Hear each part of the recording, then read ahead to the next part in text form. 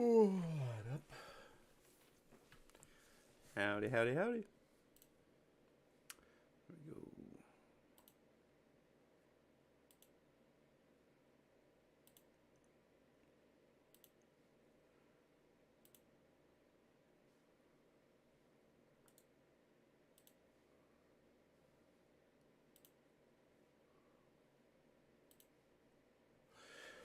What up, Emily? How we doing? Ahoy! Hey, hey, hey! How we doing? Doing things a little bit different today. I'm gonna get this thing away. Yep, there we go. We're gonna read. Doing good. You doing pretty good. Doing pretty good. We are doing things a little bit different today. We're gonna be reading some Reddit theories for Fnaf and judging them, being judgmental. We're being judgmental today. And whatnot. I don't know. Can't. Wow. Okay. just it was something I was thinking about on my way here. I was just like, you know what I should do? Oh, what? Oh, man. Damn it. Hold on. That would have been cooler if it would have actually worked. I forgot to turn my stream deck on.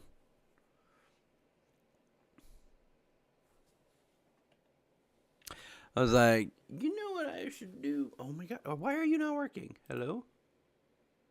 Stream deck, turn. Oh my god, why is it not responding? Hold on. There we go. You know what I should do? I should read Reddit stories and judge the people. No, I'm just kidding. But I was like, on my way home, I was like, we could do Reddit stories. Or not Reddit stories, but Reddit theories on the FNAF stuff. Canon lore mega thread. We're not going to do that one, that's sure. Surely not what we want to do. We're going to go, we could do hot or we could do top. Back for a sec. Oh, yeah. Second camera. What, you don't like my second camera angle? What up? Angle number 2. Angle number 1. Angle number 2. Angle number 1. Angle number 2. Angle number 1. Let's do top. Wait, it didn't get, oh, top today. Top this month. Or, yeah, this month. Black people, white eyes. White people, black eyes. Well, one is... Wait, this is clearly doctored. This is clearly the original picture, and then this has been edited to change it so it looks like white is correct. I think it's black eyes, white pupils, you know, kind of thing. So your bank account looks like a phone number. Yeah, what they're doing, yeah. All right. Why is Freddy hiding in the girls' restroom? Does this have a? Does anyone? Oh, this is a question, not a theory. I want theories, my dudes. Yeah, thank you. What if Old Man Consequences is just a bare endo? Okay, what's your explanation for that though? Because Old Man Oh, I forgot I was on that one. Old Man Consequences has like an actual like thing that he does. So, what would be the point of him being just an endo? Like, I don't know. That okay? I need theories, guys. Okay. What I think these two possibly represent. Okay, see, here we go. Here's a theory now. Okay, Andrew's memory of after. No, see, I hate the Andrew thing, man. Andrew is. Okay, anyways. The memory of the monster on display, standing by its crime, the disguise has fallen, and only the pure sadistic evil is left. I don't. Okay? CI and Charlie's memory of Afton, the memory of the disguise, of the lies of the man, the image of the rep. Okay, it doesn't. This doesn't sound like a theory. It just sounds like you're trying to be like poetic.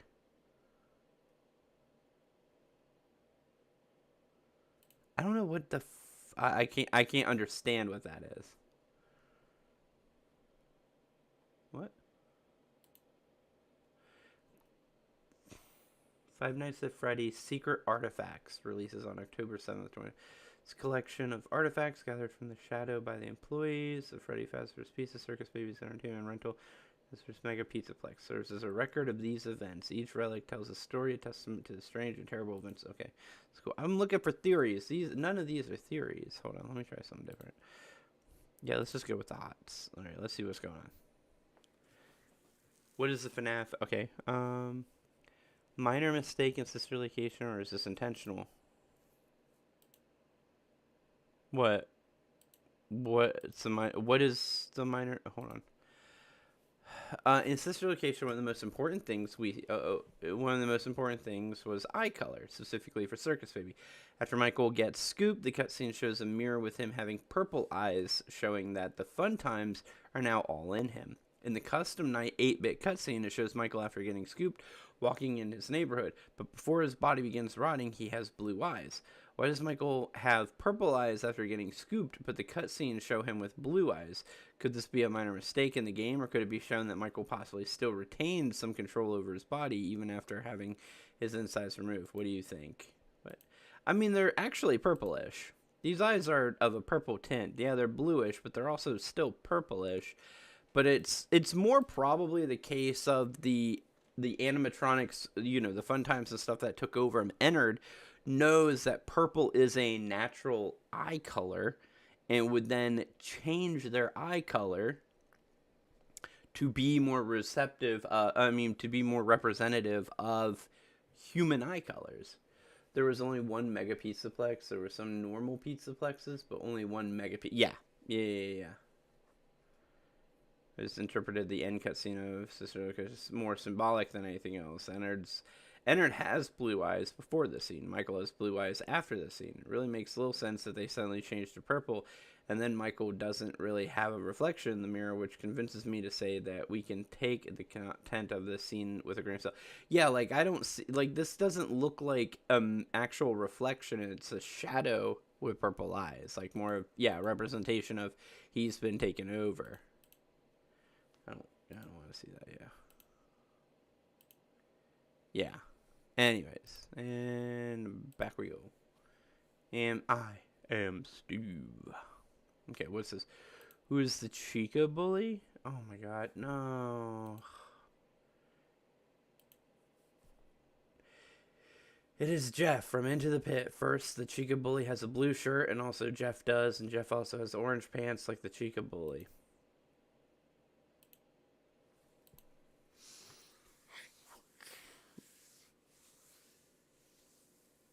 Here's my thing. Here's my problem. My problem is that I don't actually believe that there's any reason for us to continuously try and figure out who all these bullies are. Right? First of all, Jeff isn't wearing a blue shirt. He's wearing a blue vest. He clearly has a work uniform, and it's the vest with his orange, like, whatever outfit he's wearing. It almost looks like he's wearing a prison outfit. If anything. Here's my theory, guys. Jeff is a prisoner who escaped. He's escaped prison. Well, that's the thing. Is like I hate this bully thing that we're constantly doing, where we're like, okay, Cassie's dad is Bonnie Bro. I don't believe it. Oswald's dad must be Freddy Bro, because a Freddy mask pops up in Into the Pit, which, again, one of my theories is that Into the Pit is a alternate timeline anyways. The FNAF, list number 1, the FNAF 4. But yeah, it's like, because we know that Michael Afton was Foxy Bully, or Foxy Bro, and the Bonnie mask thing with Help Wanted.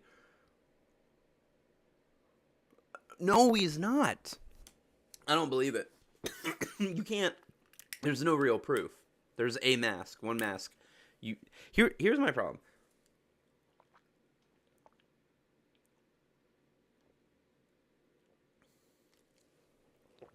Here's my problem.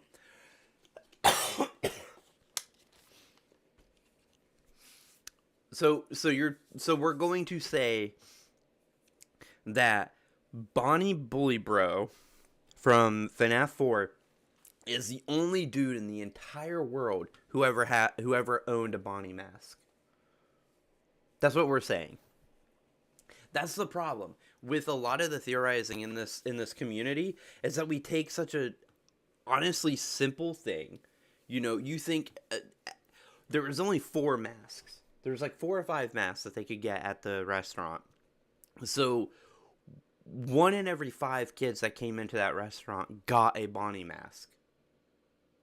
So why do we automatically say Bonnie mask equals Bonnie bully?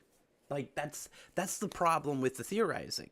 Is that we take extremely common items, find out one person owns that common item, and decide that that person must be this person because no 2 people can't own the same mask. No, I just noticed that. Oh, it has no nose? Yeah, he does. He has a nose right here. This is his nose. His nose is right here.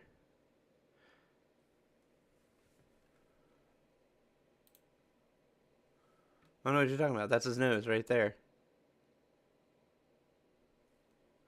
But yeah, no, we do that as like theorists are doing that. They're taking extremely common items that should be extremely common in the world, and listing them as being like the smoking gun. That means that this far-fetched idea is not far-fetched anymore. So here's the thing, and actually we have a new video. We had a new video from game theorists, right? Game theorists. This one, Call Missed. The missing key is phone guy, which Tom. We won't do the whole video because it's 22 minutes. But essentially, what happens is Tom tries to figure out where, like, in what time period, what year. This book is trying to point us towards 1989, 1998, or 2003. Yeah, that there's 3 different years that that the games could take place, or that the first game would take place, not FNAF 1. Now, the problem with FNAF 1, right, and he does talk about it in here too, is that FNAF 1 is supposed to be 30 years before FNAF 3, right? So if FNAF 3 takes place or FNAF 1 takes place in 1998, that means FNAF 3 takes place in 2028, and we already know from details in Security Breach that it takes place in 2035. More than likely, that's the most likely year, right? 35. So you have, and I'm gonna pull up my calculator to prove that I'm being serious about this. Calculator. So we have. I need popcorn for this. So check this out. So you got 2035, right? 2035 for your year that we're in, that Security Breach is happening. Help Wanted 2 happens in between Security Breach and Ruin. So Ruin and Security Breach take place around the same year, 2035, right? So Security Breach, Ruin, Help Wanted 2, all 2035. So 2035 is the year that Help Wanted 2 takes place. 1980 minus 1983 is the year that the bite takes place. That's a 52-year gap on its own. That is a 52-year gap on its own. And the bullies had to have been at least 15. So plus 15. So you're telling me that the main character of Help Wanted 2, the guy that you play as, is a 67-year-old man who had a child when he was 55. Is it unheard of? No. Is it common? No. All right. Hold on. How many 55-year-old men have children? Or have newborns? In the United States, about 1% of newborns have fathers over the age of 50. The percentage of birth to fathers over 50 has been increasing from 1.1 in 2011 to 1.3%. There is a 1.3, we're expanding this because it's been trending up. There is a 1.5% chance that Bonnie Bro is the father of Cassie. 1.5% chance. 1.5% chance Cassie's father is 55. It is Bonnie Bro. That's what we're looking at here. That's what I'm talking about. That's why I hate the bully thing. I hate the bully thing, okay? It is more likely. It is more likely that Bonnie Bro is Cassie's grandfather. I'll go with that. Someone wants to say grandfather, and then you know, he worked on getting his son to like really love Bonnie too. That's fine. That works, whatever. But to think that Bonnie Bro, the bully from 1983, who had to have been 14, 15, went on in his life to then have a child at 54, 55, and also continue to work what seems to be a labor intensive job until the age of 67 is beyond ridiculous, in my opinion. Beyond ridiculous. Like, let's be statistically correct here. There is a 1.5 chance that Bonnie Bro is Cassie's actual father. I'm just saying. And then because of this theory of Bonnie Bro potentially being the guy from Help Wanted 2, that then also leads us to thinking that the other bullies have to be involved in the FNAF um, system. And so now we're doing things like Oswald's dad needing to be Freddy Bro, which actually is factually statistically impossible because we have this. Let me go to Google Books or my books, Google Books. Hold on.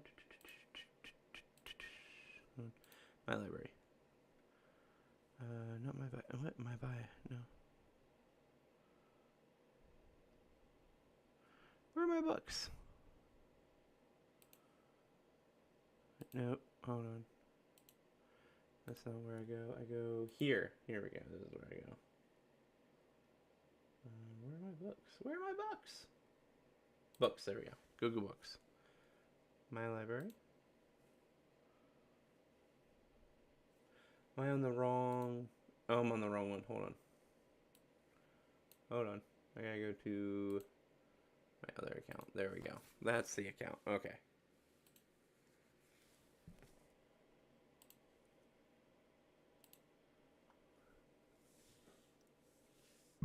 Wait, what? Hold on.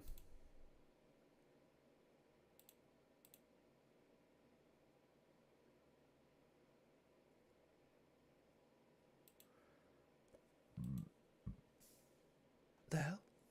Is it not this account? Is it the other account? Hold on. Browsing history, favorites, reading now. What? My library. Where is my library? Hold on. Let me see which account has my Google Books. This is really annoying.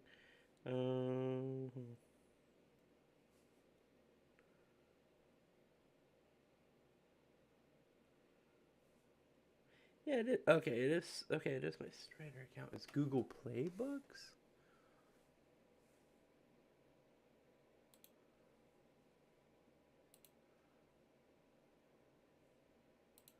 Oh, here we go. Okay, this will be okay. So it was. Wait, hold on.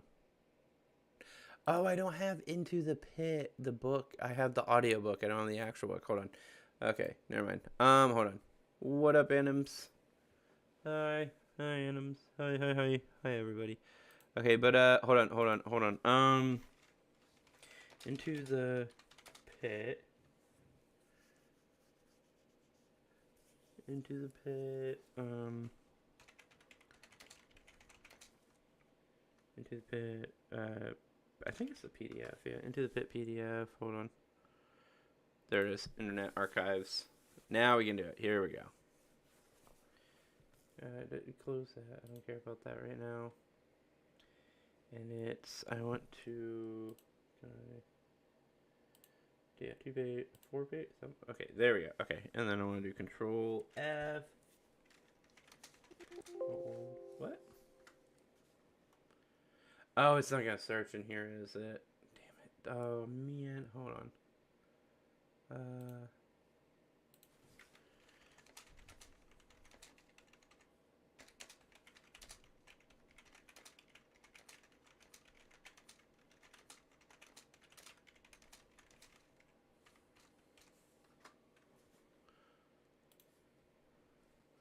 Oswald's unnamed father, personality, history. Do.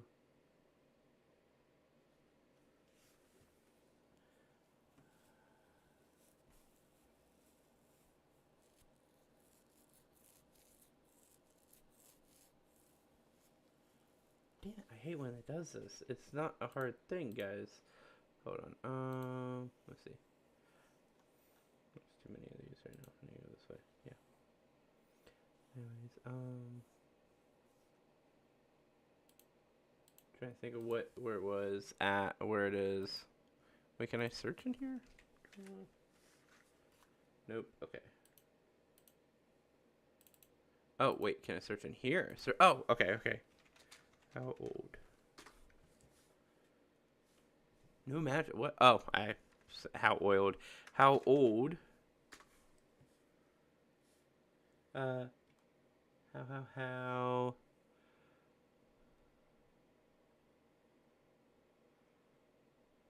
I'm going.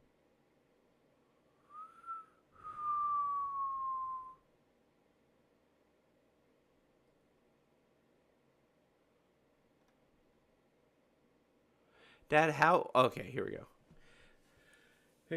Dad, how old were you in 1985? I was just a couple years older than you, Dad said. Okay, and then let me just go to old for him. Old, or 10. Actually, I could just put the number 10, I think. 10. 10? Oh, wait, hold on.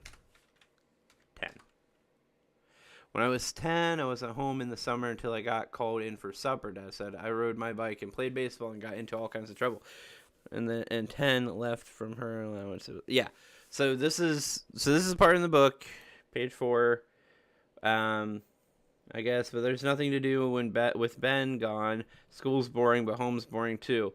When I was 10, so this is Oswald's father telling him when I was 10 in reference to, do you like my new profile pic? Yeah, it looks good.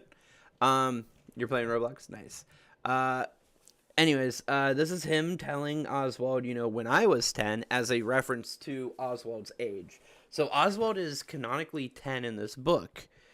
In 1985, Oswald's father was 2 years older than Oswald is right now, meaning Oswald's father in 1983, when the bite of 83 happened and the bully bros and all that existed, he was 10. Therefore, he is not old enough to be a bully bro.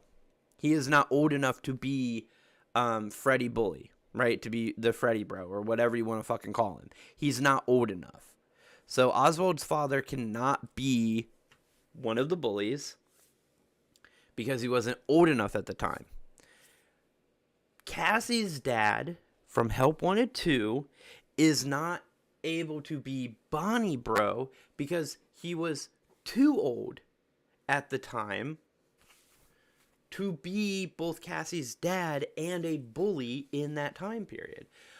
We're talking about people trying to figure out who the bullies are. Like every bully exists out in the FNAF universe as a character that we're seeing in the games or the movies and stuff, or games and books and stuff. I'm reviewing theories and I'm giving like my take on whether or not they're valid. And someone tried to say that they think Jeff is Chica Bully because Jeff wears a blue vest and orange pants, and so does Chica Bully. But Jeff is probably around the same. Jeff would have to be older. Like, Jeff would have, Michael Afton is the only bully that we see in the games, in my opinion. Bonnie Bro is not Cassie's dad, right? And Oswald's dad is definitely not Freddy Bully. And people keep making these claims and assumptions and saying that it must be this, like, oh, the mask. Like, here's my argument on the mask thing. If it's the mask, you're telling me that the only person in the entire universe who has a Bonnie mask is the Bonnie Bully, is what you're telling me. And that anyone else who has a Bonnie mask must canonically be the bully, right? That's essentially what the claim is. It's off of one piece of evidence that doesn't make much sense. That doesn't matter much. It could just be that the Bonnie mask was the mask that Scott chose to show that her dad was connected to Freddy Fazbear's. Not that he is the bully, but just that he has been a fan for a long time, or that's why he worked there. Or like it's like he had a Faz wrench and he had a Bonnie mask, so he is connected to Freddy's.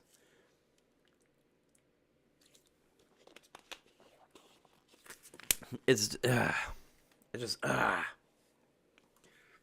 we went from this like period of time theorizing where we needed like extensive pieces of evidence to make claims to now we're just like, oh, that guy wiggles his thumb occasionally when he talks. That means he must be this other guy who has a wiggly finger. Like, whatever. Okay. Anyways, we're going to move on past it. But I do want to point out that I am playing a PvP. That's cool. I'm going to point out Jeff is not Chica Bully, Oswald's dad is not Freddy Bully, and Cassie's dad is not Bonnie Bully. There you go. Freddy's garbage problem. There isn't a lot on the table. The flimsy white vinyl tablecloth is decorated with colorful confetti. It's disposable, so after a party, the staff can just scoop up all the plates, food scraps, and other detritus and toss it all into a garbage bag. That's a lot of garbage. Body tossed into the trash. Yeah, they do have a trash problem. The tunnels under the Pizzaplex are filled with trash. Just compact it and throw it in the hole.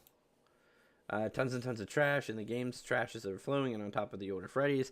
In the books, Afton becomes a giant trash monster. Animatronics and toys are made of garbage. Sounds like Freddy's. Bonus stroke. Maybe that's why Tiny Toy Chica is missing her beak. She's cheap. Yeah, no, that is a common thing in the. I will say that, yes. They do have a trash problem. Their problem is that they don't know how to recycle or remove anything. It's so crazy. Wait.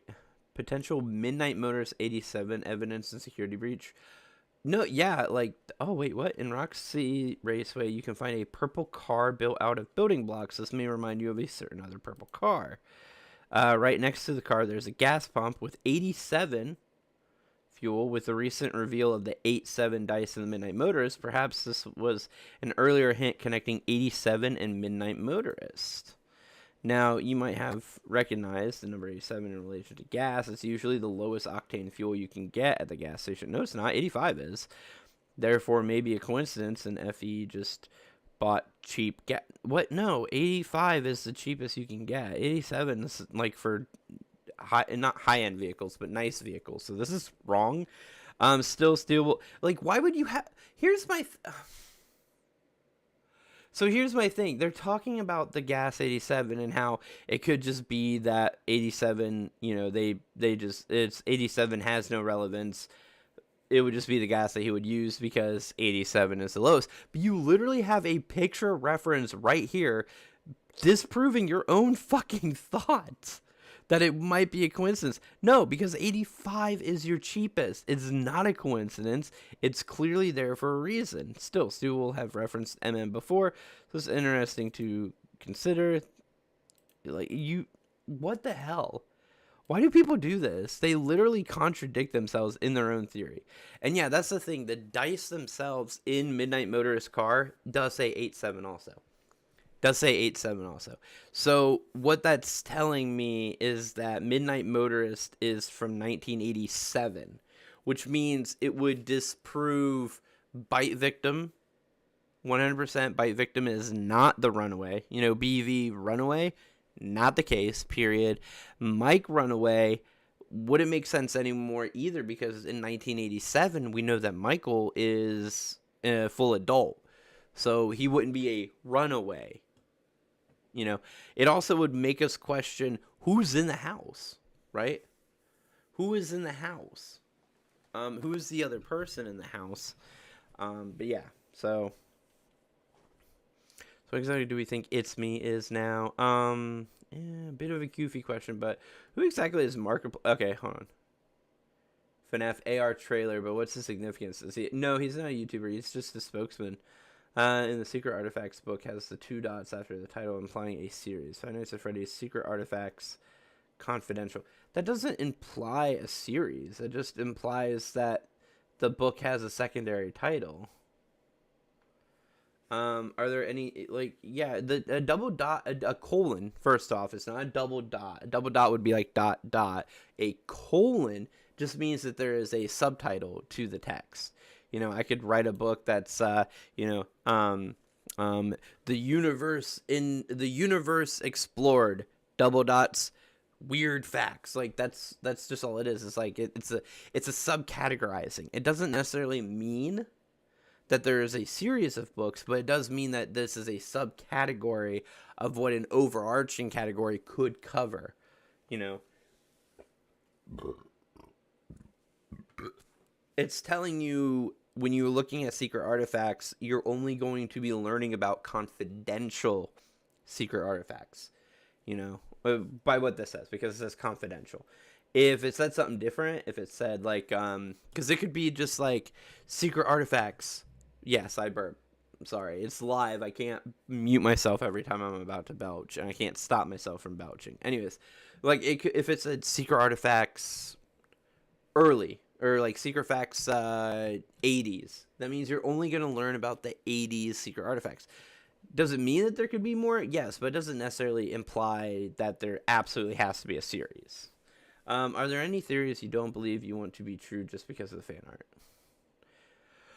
What would have happened if Jacko Bonnie, Jacko Chica, Nightmare Mangle, Nightmare BB, and Nightmare Marionette Hat were canon in FNAF 4? That'd be fucking terrifying. Where do y'all stand on who dies first in the runaway? Okay, we're not going to get into that one because I get heated. I stopped playing Roblox. Thank you, I appreciate that. I think that now I'm a UCN duo believer. What do you mean by UCN duo believer? The blonde boy scene on the movie novel is interesting, since while yes, having Toysnik obvious references, one thing which I should is strange is that the boy just closes the door, not attaching himself into Afton.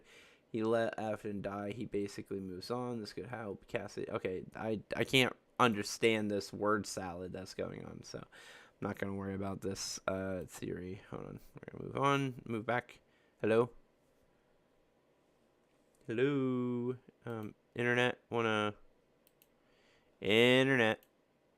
What is happening with the internet? What is happening here? Thank you. I'm going back again. I guess I'm doing this way. Okay. Hot.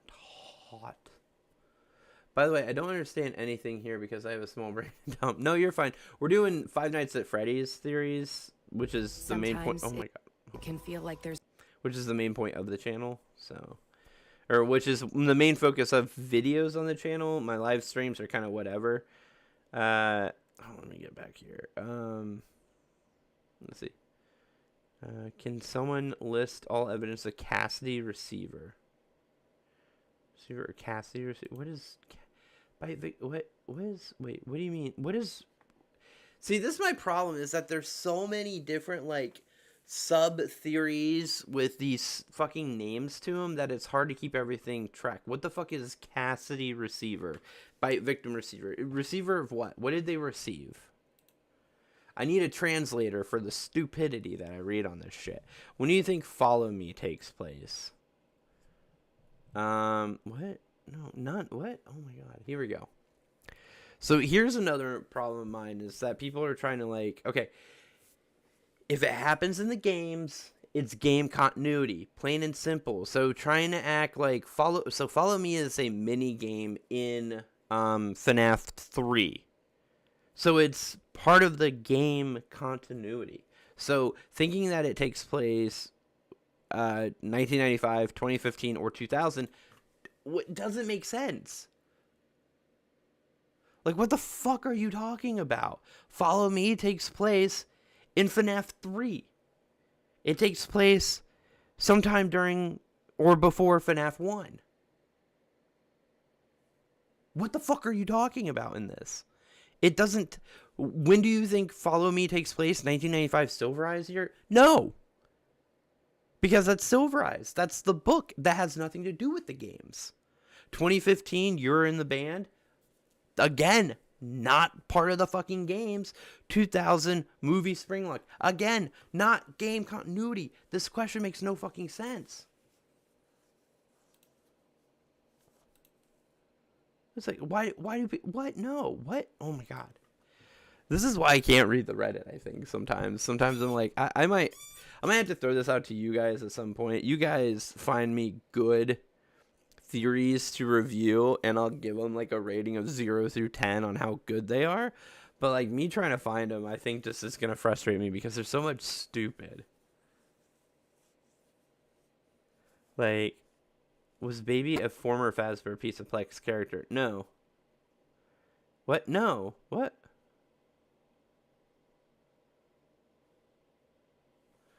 There are weird groupings of animatronics when it comes to the AR collectibles.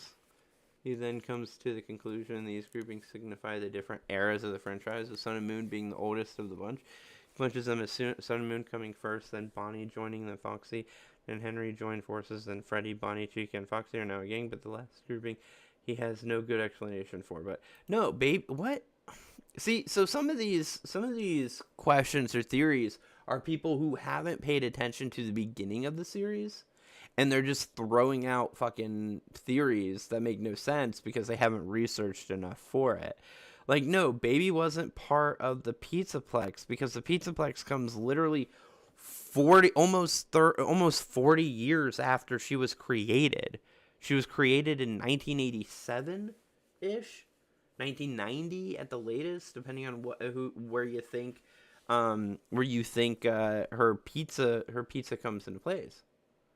Funny and have beautiful songs. Tyler, the creator, is also kind of like an asshole in real life. Like, no offense, but he's kind of an asshole. But yeah. CB, it's not connected to Fredbear's or the Afton household for that matter. Wait, what? Dying before the Fnaf 4 minigames and the scooper from Ruin being the same as the one from Sister Illusion, however, falls apart pretty quickly when analyzing everything in context. Piece of evidence for this idea comes from the... Hold on. Oh, Circus Babies. Circus Babies. Okay. Pizzeria is not connected to Fredbear's. Wait, what are you talking about? Okay, Circus... Oh, which shows the Circus Gallery connected to Fredbear's Family Diner. It's not Fredbear's Family Diner. It's a Freddy Fazbear's. It's not a Family Diner. We did prove this. This is proven that it is a Freddy Fazbear's Pizzeria. It is not a Fredbear's Family Diner. We have this proven. FNAF 3 talks about the fact that the Freddy Fazbear Pizzerias currently have two special suits that act as both a costume and an animatronic, the golden Fredbear and Spring Bonnie suits. FNAF 3 lets us know, before we ever even play it, that FNAF 4 is still a Freddy Fazbear's Pizzeria. We have never been involved in a Fredbear's Family Diner. Just so we are very much aware. Just so everybody knows, there is no Fredbear Family Diner involved in FNAF 4. That is a Freddy Fazbear's Pizzeria. Plain and simple. FNAF 3 lets us know this before we even get to FNAF 4.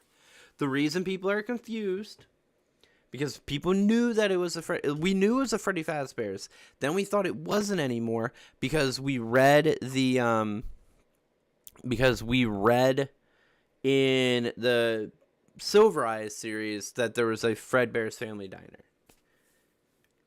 And that the suits were at the Fredbear Family Diner in the books.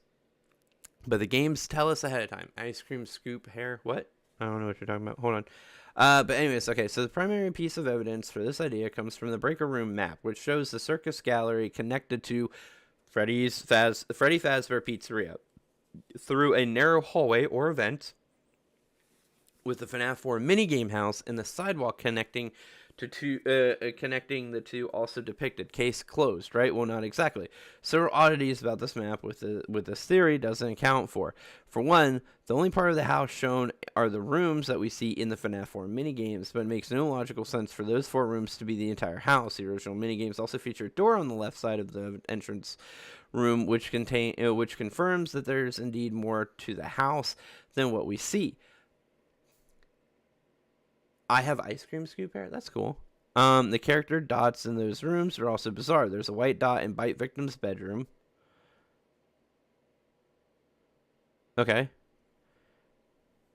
At a time when Bite Victim would be long dead, so doesn't mean someone else can't be in there, like Psychic Friend Fredbear.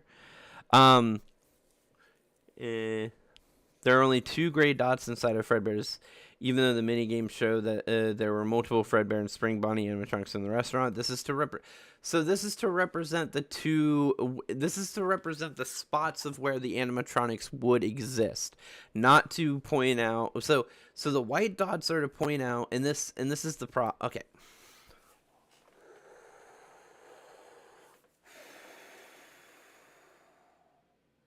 Okay. I'm going to explain this to inform you guys of why this theory is wrong or why people aren't getting things. Okay, so this is a breaker room map. This is a stagnant. Oh, I answered that in my most recent short, Marianne. I'm a Foxy fan. All Foxies. Not necessarily Bengal, but all regular Foxies, especially the more pirate the Foxy, the more I like them. Anyways, so this is a stagnant map. This is not a live map of what's happening in the world, or else these dots would be moving. These dots represent either human or animatronic. That's what these dots are representing. This is a map that was created to show you something. So, human is white dot, human player. This is player positioning, right? So, white dot represents player position. Boom, player, player, player. That's where player starts in all 3 of these. This is where the player starts normally there. This is where your player starts when you're in the plush trap hallway, and this is where your player is when you're in the bedroom in FNAF 4. The gray dots represent animatronic placements for said things. Now this does give you this does bring us a question, and the question is who the fuck are these 4 dots in these 4 mini rooms right here on the plush trap hallway? Who are those 4, right? Because they represent a different animatronic than any of these other ones. That's a question to ask. The question not to ask is these dots making claims of blah blah blah. What this represents is where cameras are located. All right. He has cameras on these 4 rooms because he wanted his office and his bedroom to not be on camera. He didn't want those, he doesn't need power going to those rooms because he doesn't have cameras or anything else in there that needs to be powered by the bunker, right? So he doesn't want cameras over here in his workspace because he doesn't want that stuff on camera. But this is where he has cameras at. That's how they're represented. They're represented by their camera ability. Can he see into that room? That's all it is. So this person's whole theory, I don't know what they go into about this. But yeah. Therefore, William most likely had a network of Fredbear plushes with walkie-talkies set up in Observatory 1, which he would use to recreate Bite Victim's imaginary friend. Okay, no. You can call me Weird Moon. Favor, Marianne, please don't comment a whole bunch of lyrics into chat. I know you haven't started yet, but I just did cut you off beforehand. My poor attempt at making a FNAF timeline. Let me see here. FNAF, Secret of the Mimic, 79, obviously. 1983 for FNAF 4. 1985 for FNAF 1. Nope, the game more than likely takes place in 93 or 98. Or I'm actually... So here's my thing. We have a thing that we have to talk about, and that is and we already knew it from looking at like the fun times and stuff. The world that FNAF takes place in is technologically more advanced than ours, right? By a significant degree. Because we need to, so check this out. So here's something about FNAF 2. So FNAF 2 gameplay, right? We're going to go to FNAF 2 gameplay. So we know FNAF 2 is the oldest game where we get this specific thing from. So we're going to Markiplier. Shut up, Mark. I want to go here. So here's the thing. Hold on, can we go back? So here we go. Put on the mask.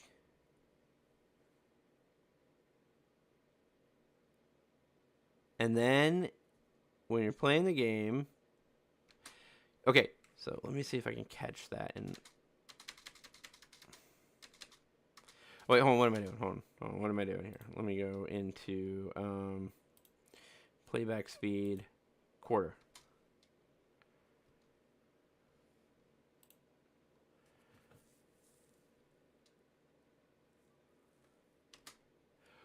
What is this?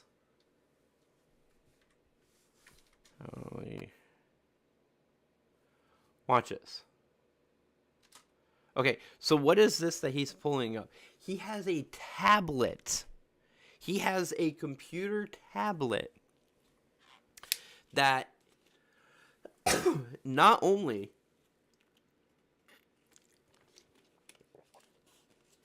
we only call it cameras. You can pull up cameras. But here's the thing. This is not him looking at a computer. This is a tablet. He is pulling a computer tablet up in front of him. And then, I mean, you click with your mouse, but it's you tapping, finger tapping a camera on the screen. Like, it comes up and then you finger tap. You have touch screen capabilities. This is 1987. And they have tablet touchscreen computers that control your cameras. Do you know when the tablet was created? Like, officially created and was actually able to be used? Like, 2003. Like, it was the 2000s before our universe had tablets to use. And it was a few more years before they would have been capable of doing this. But we have it in 1987. But we don't just, but here's the kicker of it all. Here's the kicker of it all, guys. Right? Here's the real thing that really messes with you. Maybe the players of time travel. That's the thing, though. It's not that you're, well, Punk, for one, this is given to you by the company. This is given to you by the company. Hold on. This is not like just rare technology. This technology is so common that you, as a brand new security guard, already know how to use it. It's not you went through training and they taught you how to use it. You already know how to use it when you got there. You were already familiar with using a tablet. And this is 1987. That more than anything is evidence that this game takes place in a technologically advanced universe. The animatronics are already superior to the animatronics that we had in 1987. Because we didn't have walking around animatronics in 1987. Hell, nowadays we barely have that. So, no, it's literally a touchscreen. It's literally a touchscreen because your gameplay is you clicking. I mean, Mark doesn't help because he uses the function on Streamlabs to remove your mouse, right? So that you can't see the mouse being used, because that is an option. I can do it somewhere. I can't remember where I do it at, but there's a way to do it. Video. Where is it? Output. It's somewhere around here. I know. Recording. I know it's somewhere on here. But anyways, oh wait, I think it's in general actually.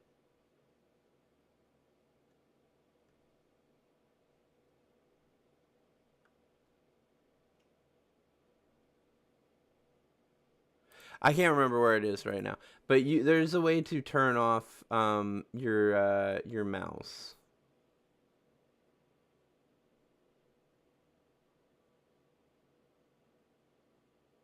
Anyways, I can't find it at the moment, but yeah, there's a way to turn off your mouse, like your mouse being captured, on in Streamlabs and stuff.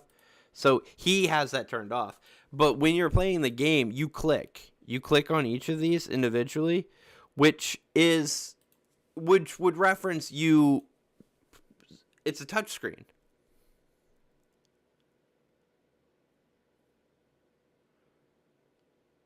Like it's a touch screen. So it is a tablet that he is using to look at all of the cameras.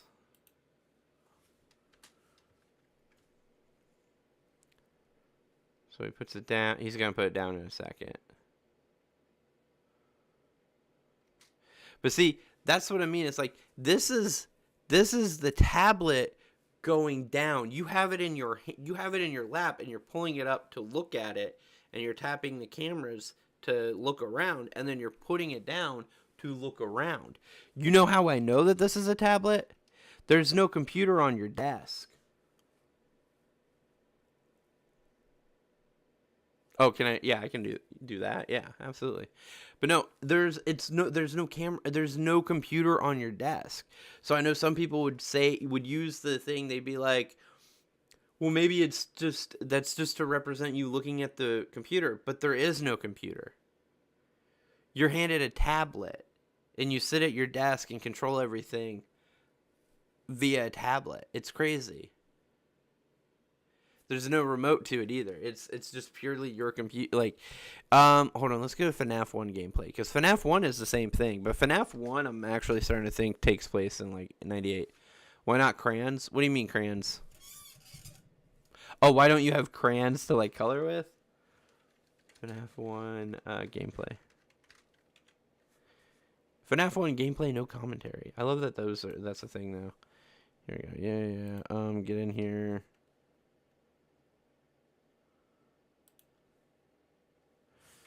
Go back. See, same thing here. You have all these like little monitors, like all these little camera monitors, but you're so far away from your desk that once again you're pulling up a tablet to look at everything.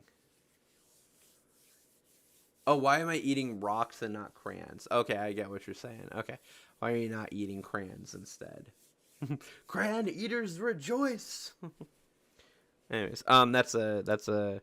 Hey, I've never liked this video. Now I like it. 121 million views over 10 years. It's still 12 million views a year on average. Insane.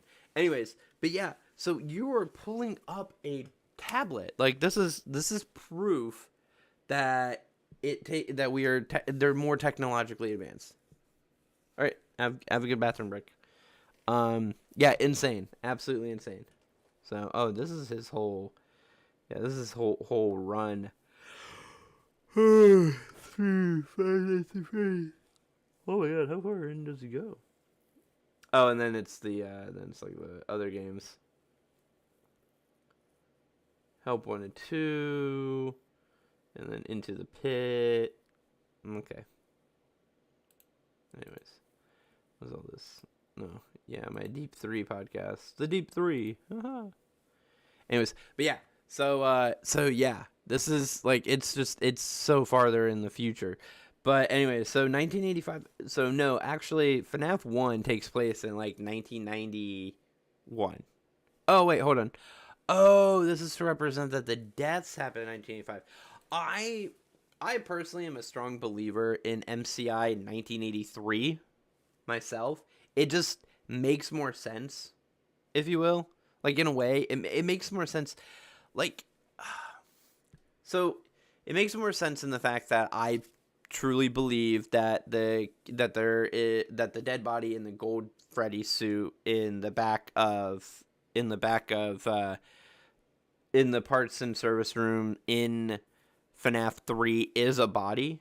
I know a lot of people just ignore that it's a body and pretend like it's not a body, and then say, MCI happens in 1985. But here's my thing: if that's the case, where it like, so many things get ignored, right? I think that's the word I went for, is ignored. Hold on, hold on, I need to do something. Face duplicates.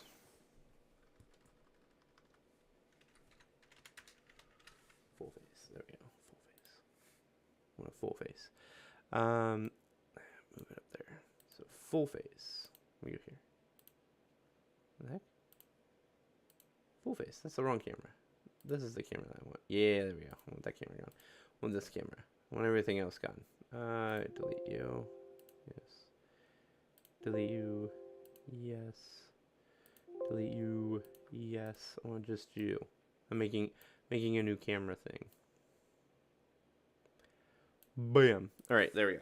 So it's like, I just want you to have to look at me and only me. But anyways, no. So like, we ignore like just the simplest questions, like the simplest explanations, or we it's weird, like, as theorists we would rather something still be shrouded in mystery than go with a simpler answer, right? So I believe that all of the FNAF, I believe that the MCI, that is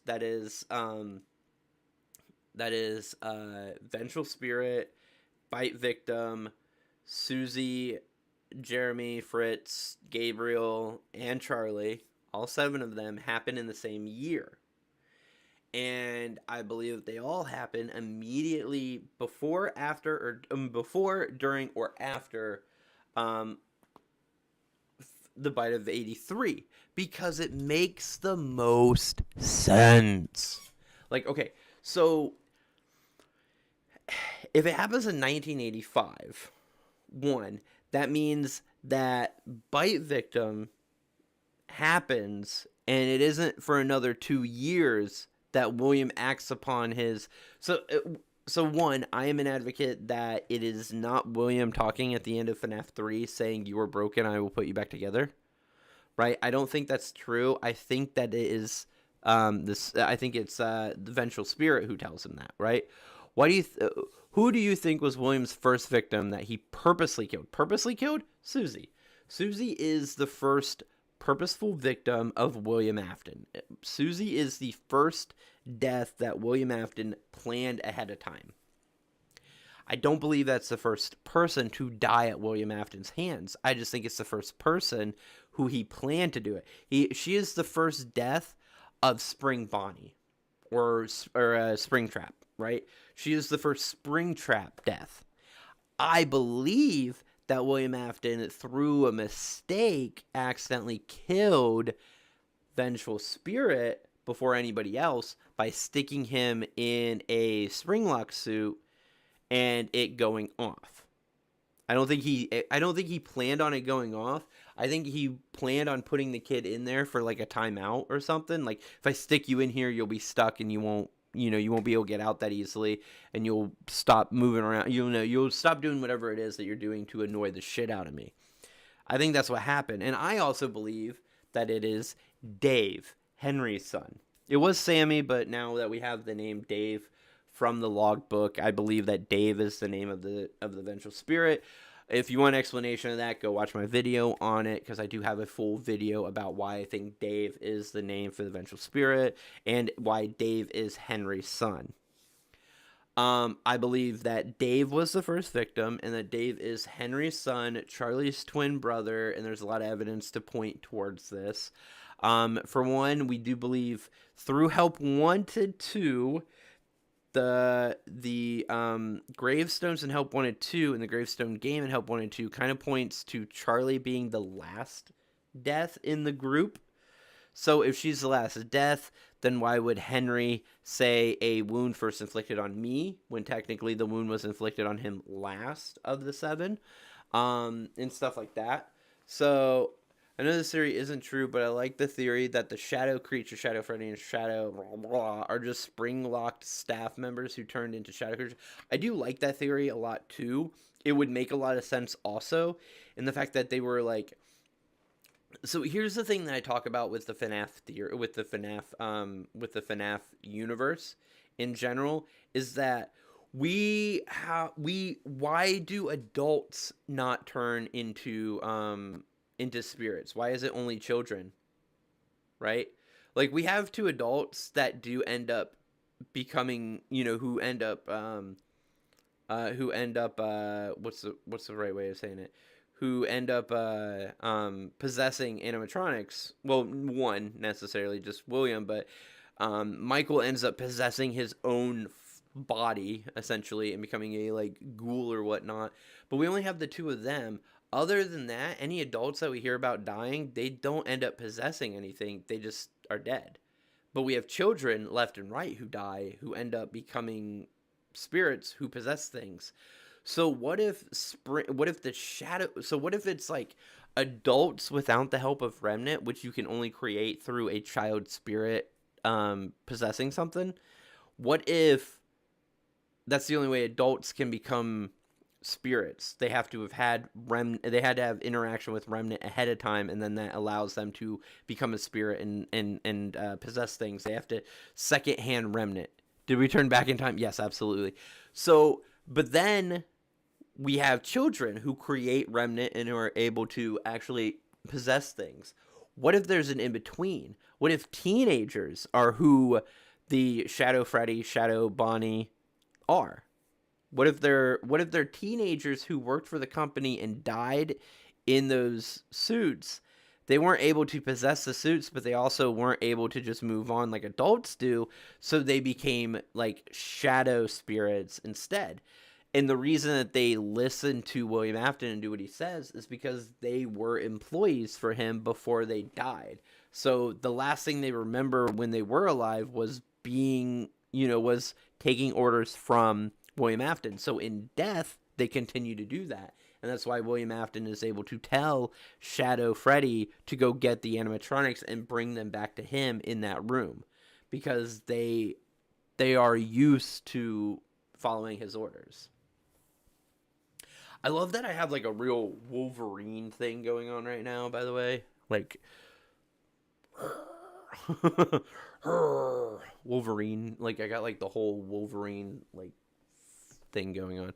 Anyways, but yeah, so what if that's the explanation that I like for Shadow Freddy, Shadow Bonnie, is that they are former teenage employees, so they weren't full adults who would just move on, but they also weren't children who would become full spirits that would then possess things. They are like a tweener. They're in between, and so they became shadow spirits that listen to William Afton because that's what they're used to doing. Because that is like a thing. Like we see so much death happen in this game, in movie and books, of like adults dying, and we get very few, if any, that ever turn into a possession situation. I know the week before kind of hints at the journalist woman dying and becoming a spirit within Golden Freddy, but I don't know how, like,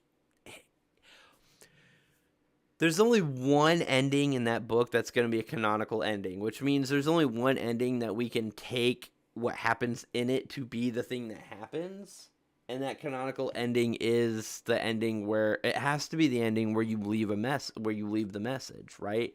So if that ending doesn't also involve Golden Freddy having her spirit in them, it's not a guarantee that that's what happened, right? The other endings can all just be wishful thinking by Scott or by us, or like Scott's way of giving some of our wishful thinking credence without it being actual credible evidence, right? So, like he could take some of these future choose your own adventure books and or interactive novels, because choose your own adventure is like its own trademark, but these interactive novels, he can take these future interactive novels and he can kind of make endings and suggestions and stuff that kind of would give life to some of the theories that people believe without them technically being a true ending or whatnot, a true theory. Going to watch videos. Bye, guys. All right, Marianne. Have a good one.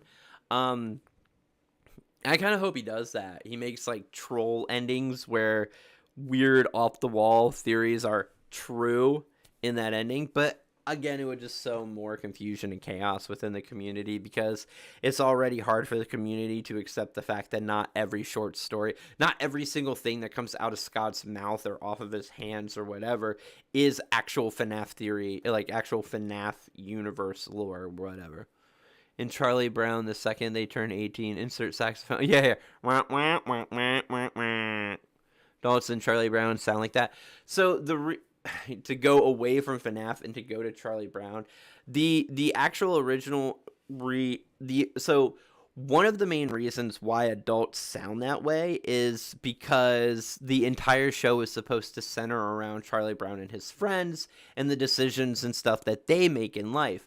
And by taking away the actual real voice of the adults, it takes away the influence of the adults on the stories that Charlie and his friends are supposed to experience. So you only ever see Charlie in school talking to an adult, and even then it's supposed to the wah, wah, wah, wah, wah, is supposed to represent the unimportance of the adults in the creation of the show, like in the aspect of the stories that's going to be told, because some of the things that they get into or whatnot, some of the storylines involved and stuff could have been simplified had an adult been involved, but it's supposed to represent that adults don't get involved in this stuff, and therefore the mistakes and everything that happens in the show is supposed to be child caused only. So they erased adult influence by making adults have no voice in the matter, period. So anyways, but back to FNAF stuff. Hey guys, welcome to my Charlie Brown theory videos. So we're talking about why Linus needs his blanket. No, I'm just kidding. But no, that's reasoning for that. But anyways, but yeah, in the FNAF universe, we don't know why, but this seems like adults don't actually. Dude, these streams, my whole thing is making me go off. Hey man, it's fine, it's cool. That's ADHD. I'm gonna go off off subject. Anyways, but no, so my timeline is 1983 is the year of the MCI. And then 1987 is the year of the DCI. And the reason that we see 1985 being the year is actually from movies and books. Is from books, movies, whatever, blah, blah, blah, but not from the games.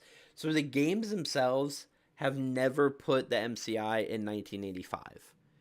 Into the Pit does, but I also have an argument that Into the Pit is not part of the game continuity, and that it is a second FNAF. It is a second FNAF continuity game-wise. That we will have more Fazbear Frights games come out that are part of that continuity, but not part of the main game continuity. Just like the book Into the Pit is definitely not game continuity, neither are the rest. Here's my thing is I personally like to think that Fazbear Frights is its own, there's multiple continuities, obviously. We know this. Scott has said this, that there are multiple continuities, that everything is not just game, just book, just movie, whatever. We know that the movies are a different continuity altogether. We know Silver Eyes is a different continuity altogether. We know the games are their own continuity altogether. And then we have these other books, Fazbear Frights and Pizza in the Megaplex or Pizzaplex or whatever we call it.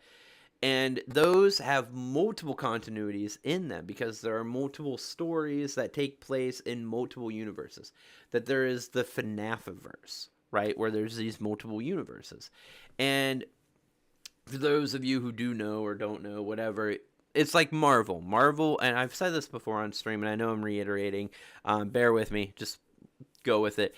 But Marvel has multiple universes. We have Earth 616, Earth 313, 919, 10,085, all these different universes.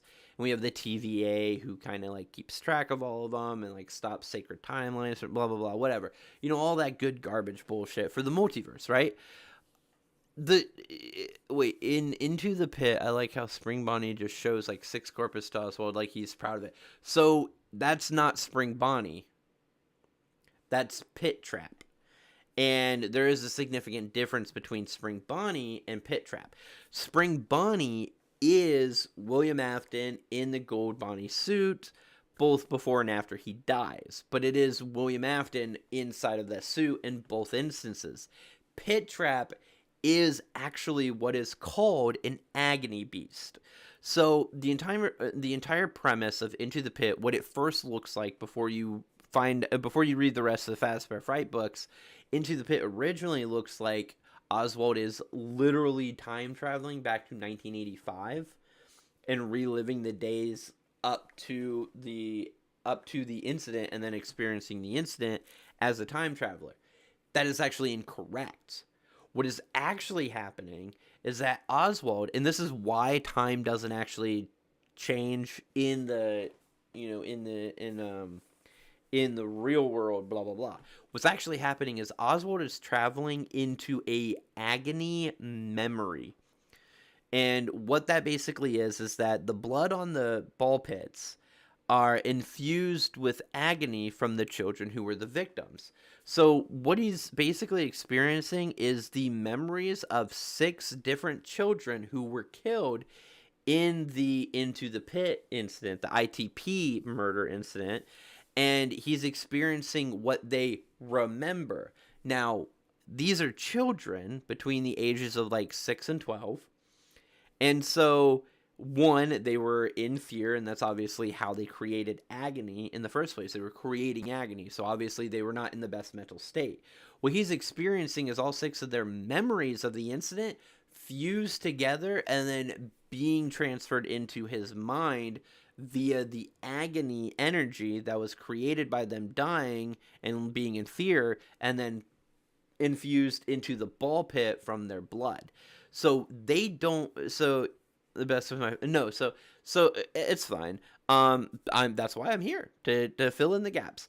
So what he's experiencing isn't time travel. It's basically like, um, good reference. Do you play? Have you ever played Fallout 4? In Fallout 4, there is this machine that you get into, and it's like a memory like reliver machine. Like you get into it and you relive the memories of Kellogg, the guy who had your son at one point in time, and all this goodness. Um, but anyways, essentially what it is when he falls into the pit, he relives their memories, but because they were small children who were also being murdered, their memories aren't their memories aren't the best. It's what they remember, but what they remember isn't necessarily what's true. So in their memories, they never saw William Afton as a man. They saw Spring Bonnie as a monster animatronic killing them. So when they relive the memory, they relive it remembering him as a legitimate fucking monster. And so Pit Trap is a agony beast that is created by the incorrect memories of these children, and therefore is basically kind of given life through these agony memories. And essentially it's a spirit, not an actual like physical entity. That's why Oswald witnesses Pit Trap capture his father and like possess him, but then he can like you can see that he's Pit Trap, but he's also like your father.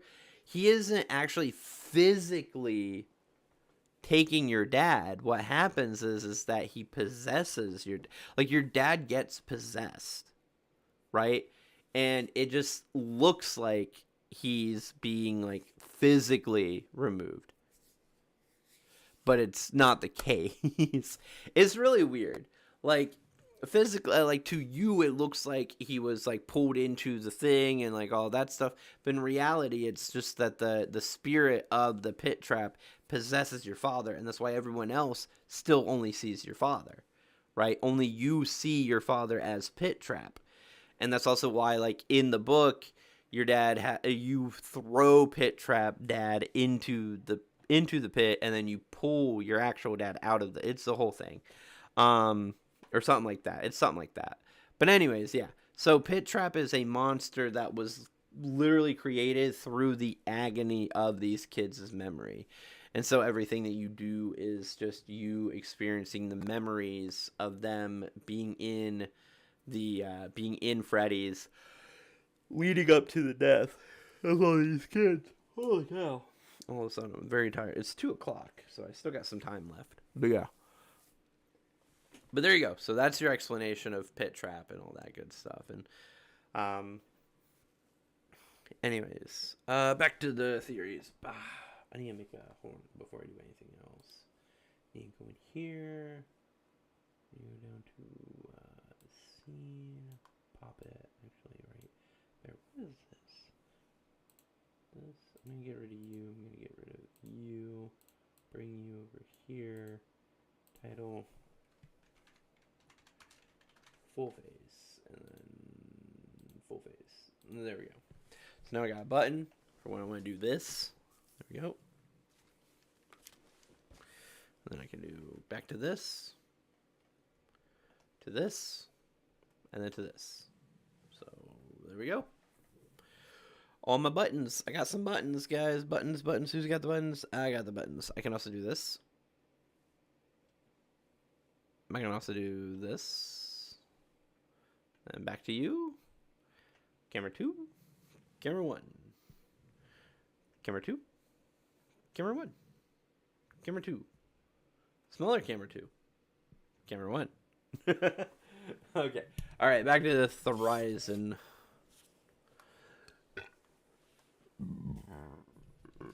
Cassidy is also an uncanon book character, following the logic that some use to throw Andrew out the window.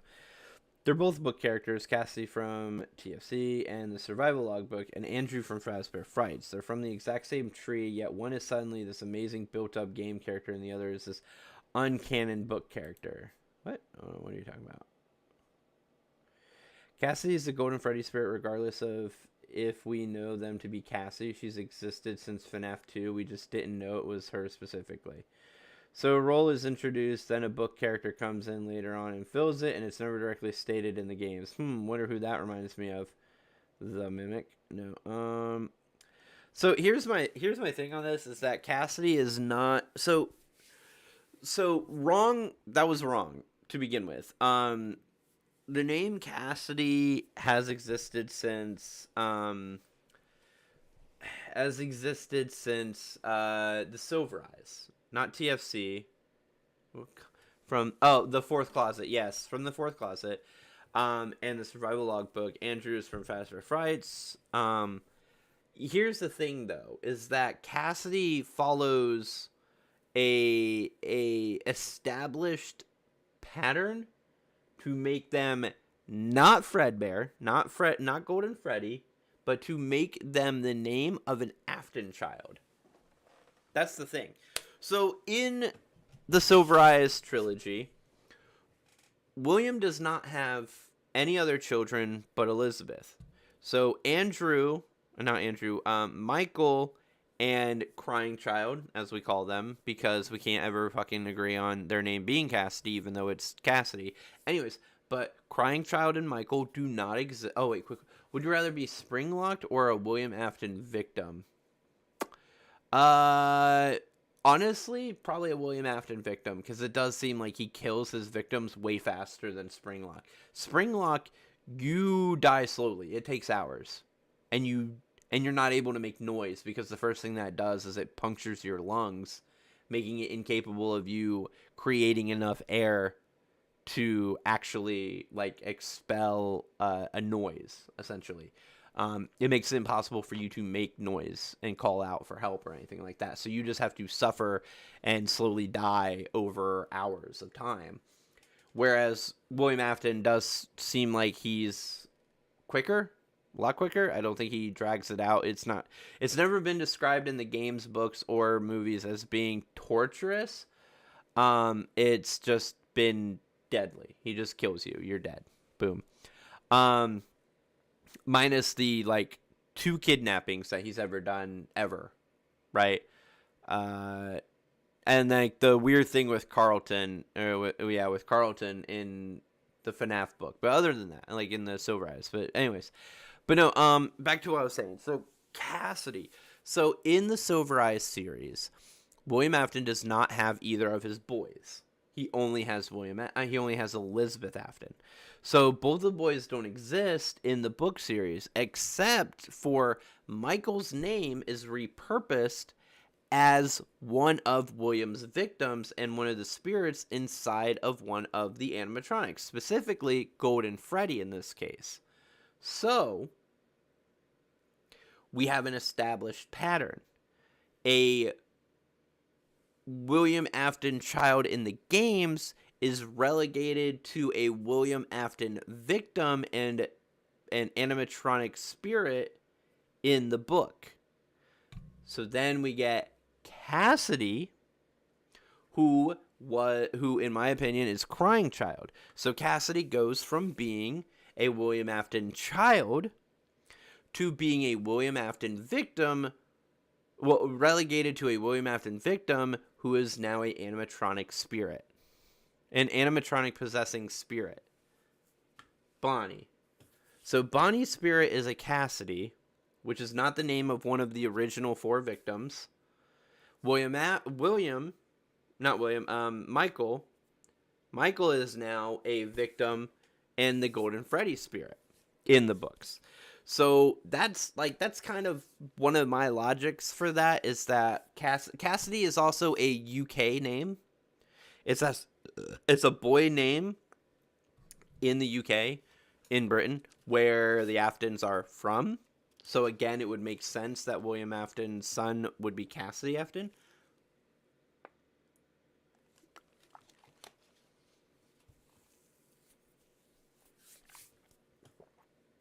It also makes sense that Cassidy Afton is one of the spirits in Golden Freddy, because, and stay with me on this, Cassidy means brown-haired boy, or it means brown-haired in Gaelic, which is the origination of the Cassidy name.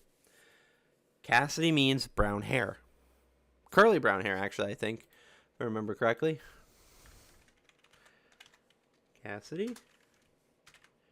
Name meaning. The name Cassidy is an Irish name that means clever or curly. Oh, clever or curly haired. That's it. Clever or curly haired. Clever or curly haired. So the Golden Freddy spirit is a clever curly haired spirit.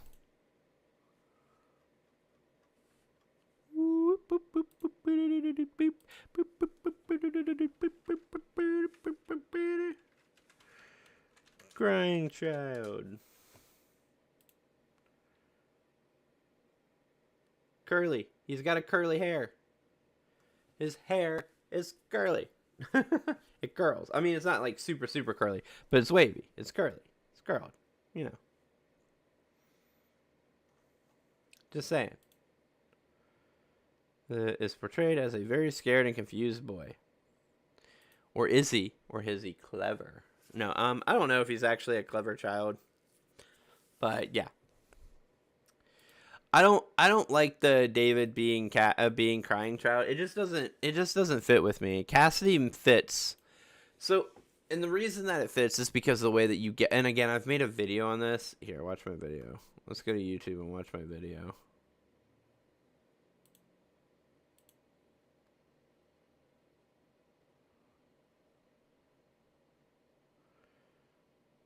Oh, where's my video? Oh, there it is. Do I have it muted still? Here we go. We're gonna watch my own video on me talking about this. Love it. That's what we do here. To talk about Hyperdroid and his recent video that he released on the names in the logbook, specifically the second name, Dave. Hey, what up, Sam? Thank you for the sub and like. I appreciate it. So Oh, you did? Yep, 728. Thank you. Right and a wrong at the same time. In my opinion, Dave is actually the name that belongs to Vengeful Spirit, and Cassidy is the name that belongs to Crying Child. I love my shirt being the bad shirt to wear on this. We get the clues.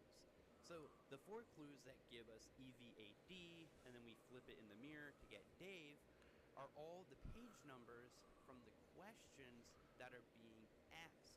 So my question is, why would the clues that give us this name then give us the name for the opposite character?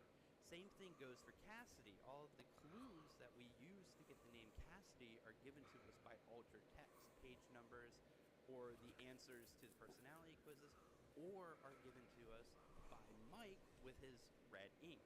So again, why would the clues that are being given to us by Vengeful Spirit then give us the name of the crying child? I believe the theory on how to get the names are solid, super solid on how to solve these puzzles, but I believe the solutions are actually meant for the opposite characters than who we're giving them to. And I understand why some people are doing this. Some people believe that the Vengeful Spirit is supposed to be a girl, and the name Cassidy in America is a girl's name. But as we know, the Aftons are actually from the UK. They're British. And in the UK, Cassidy is also a unisex name that can be used for both girls and boys, but is very common for a boy to have over there. And since they are from the UK, it would make sense that a British name. Ooh, we going theory mode with this? Hell yeah, this is my theory. I mean, why not watch my own theory? Call them Cassidy Aftons. Dave can be contributed to the Golden Freddy Vengeful Spirit because in all other areas of the Fnaf franchise, Golden Freddy is a boy. In the Silver Eye series, his name is Mike. The Fnaf movie, Golden Freddy is the blonde boy. In some of the short stories, characters described as potentially being a Golden Freddy stand-in are also males, including, I believe, Andrew in the Stitch Wraith line.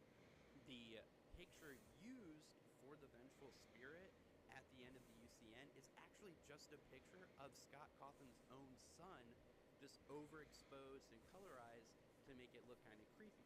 So a lot of information is telling us that Golden Freddy, the Vengeful Spirit, is actually a boy child. And in this case, This guy makes a lot of sense. This guy does. This guy makes a lot of sense. That they're Henry's son, but we're getting to that in a different video. I love all your faces. I appreciate all of you guys. If you guys haven't subscribed yet, make sure you guys do that. You haven't hit Yeah, we don't have to worry about that, man. We don't have to worry about all that. Anyways, yeah. So there you go. Yeah. So the way we get to expand off of that, the way that we get the names in the logbook, both Cassidy and Cassidy and Dave, both give me this feeling that they go to the opposite character than what some people say, right? So in the logbook, in order to get Cassidy's name, we get clues from altered text, right, and from Michael Afton himself. Why would altered text, an even better question, why would Michael both know and give the name for Vengeful Spirit, right? Why would he be giving clues to the Vengeful Spirit's name and not give clues to his own brother's name, right? Doesn't make sense to me. Also, why would the page numbers from the questions be the page number, would be the numbers used to get to get Crying Child's name? It doesn't make sense. It makes more sense to flop the method to the other spirit. It just does, in my opinion. Again, other people are going to say other things, and I understand why they say that, because a lot of people want to think that Cassidy, the girl spirit from the books, somehow is supposed to be Golden Freddy in the game, which, again, I don't understand the actual logic behind that. It's like she's a very small character that doesn't make a huge appearance in the books. It's not like she's this super crazy spirit that's constantly hunting everybody down and murdering them or anything. Like, there's no, like, it, I don't know, it just didn't feel like she was that important of a character that now she has to be Golden Freddy. When, again, in majority of the text and books and movies and everything else, Golden Freddy spirit is a male spirit. There's very few times where Golden Freddy's spirit could be even misconstrued to be a female. So this concept that we have to believe that Cassidy is a girl name and is the name of the Golden Freddy spirit, who is a girl in the games, makes no sense to me. It doesn't have enough going for it. Now, what does have enough going for it is Crying Child the youngest, not the youngest Afton, the middle child Afton, being named Cassidy. Cassidy is a British name for male or female. It is a name that means curly haired, which is a representative of one of the two spirits in Golden Freddy. And we do believe that there is a dual spirit thing going on with Golden Freddy, where we have both Vengeful Spirit and Bite Victim, or Crying Child, or Cassidy in there. So if that is the case, then curly haired, being one of the attributes of one of the spirits of Golden Freddy, would make sense that Cassidy, who is named after a name that means curly hair, would be one of the spirits, right? Also, Cassidy follows the same pattern that we've already seen in the Silver Eyes, where a Afton child that doesn't exist in that series is still a name used for one of the animatronics instead. Michael with Golden Freddy, Cassidy with Bonnie. He just happens to do a gender swap to kind of throw you off a little bit, right? Cassidy also it just works because we know Vengeful Spirit is going to be a American boy, Dave, the other name given. And like I said, the clues in the logbook itself kind of point that way. In the logbook, we use altered text page numbers, and we use clues given to us by Michael, who is working in the workbook. We use clues from both Michael and altered text to get the name Cassidy. In my opinion, that means that Cassidy is the name of the crying child, of the altered text spirit, because we establish through other messages in that book that altered text is crying child, right? Because we get things like, can you still, like, was the party for, the party was for you, it was for me. Can you still hear him? I can hear sounds.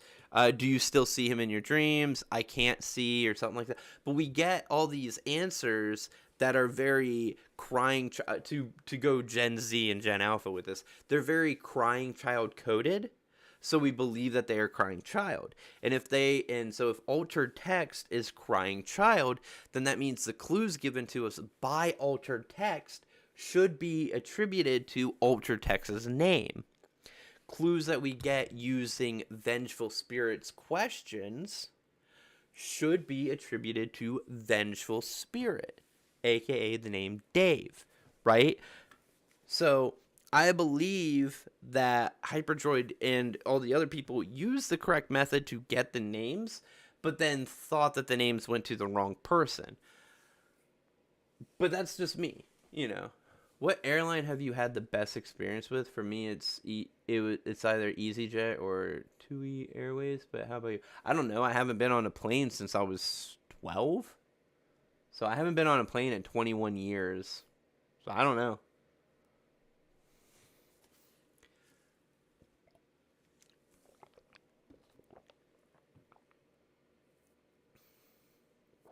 But yeah. So yeah. That's just my thing on this spirits thing, is that Cassidy, in my opinion, seems to better be represented as the yeah, my weekly recap is ready. Oh wait, no, not McDonald's. One more.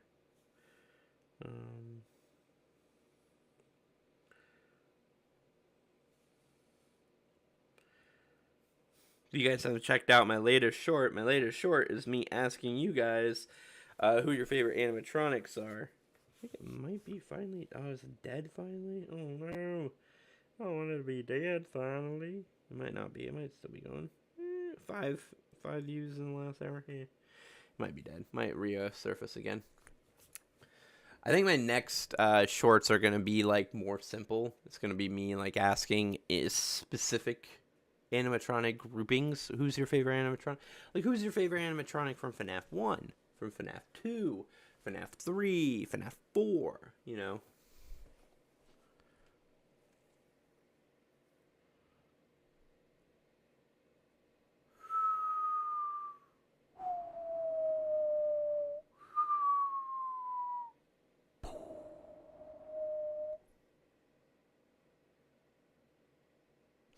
What does Chica play? What instrument does Chica? I'm like thinking in my head. I was like, I got lost for a second. ADHD. I was thinking in my head. I was like, yeah, it'll be like frontman Freddie, you know, or do you like the guitarist and Bonnie, or what does Chica do? Does she play the maracas? What does Chica do besides eat and hold a cupcake?